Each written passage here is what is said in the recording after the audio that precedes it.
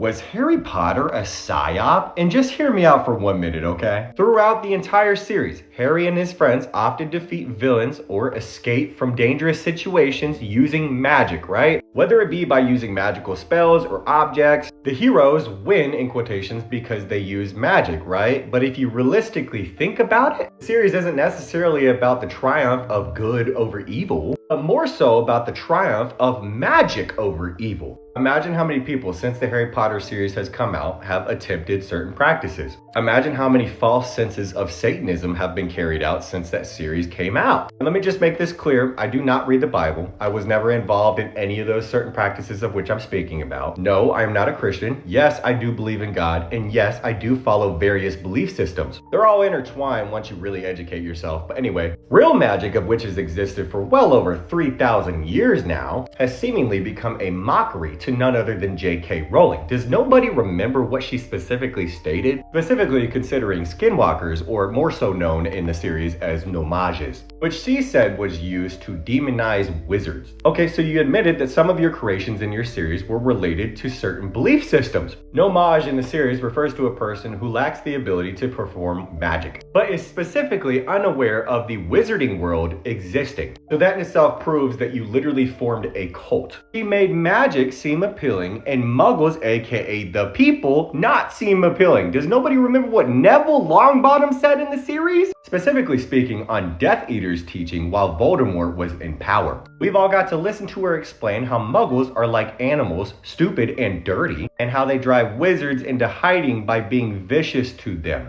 But also how the natural order is being re-established, right? Voldemort and his Death Eaters literally tortured and killed muggles for their own amusement. A cult that has existed for well over 120 years now that literally mocks the existence of humans who are unaware of certain spiritual practices. Not even spiritual practices, really, honestly, I would consider that to be a sense of sorcery. The Egyptians in themselves were very well aware of what this specific power was, and do you know why? Because that exact power was used to overwhelm the pharaohs, of which obtained power of their own. But see, there's two forces that have always existed, right? I really wish people would educate themselves upon the history of the Anunnaki. They made depictions of these beings just for those artifacts to be stolen and made a mockery of. Or they just label it as mythology. When in actuality, if you take an account of all of the major attributes, right, of every single influential character in any story across any belief system, you somehow discover so many similarities. But see, what this series specifically did was form a certain narrative. A narrative surrounding a consideration that those who actually practice magic are considered to be evil. But then comes in the chosen one who gathers together a team that further encourages the usage of magic, aka what you would consider to be the Illumin you-know-what. Our youth as millennials growing up was literally corrupted, and now we're stuck in the state of mind of disbelief. Shit, majority of millennials nowadays don't question shit. They're just so focused on trying to get their lives in order. But that's just the thing. Our minds were curious. We just didn't know where to go to obtain the information of which we required. So a lot of us at a young age were literally indoctrinated into believing certain things or following specific groups. Now, there are literally only a handful of individuals across the entire world of which are even knowledgeable about this shit to begin with. The muggles, aka the people who were unaware of all this existing, are treated as lesser while they work against the laws of karma right in front of our faces.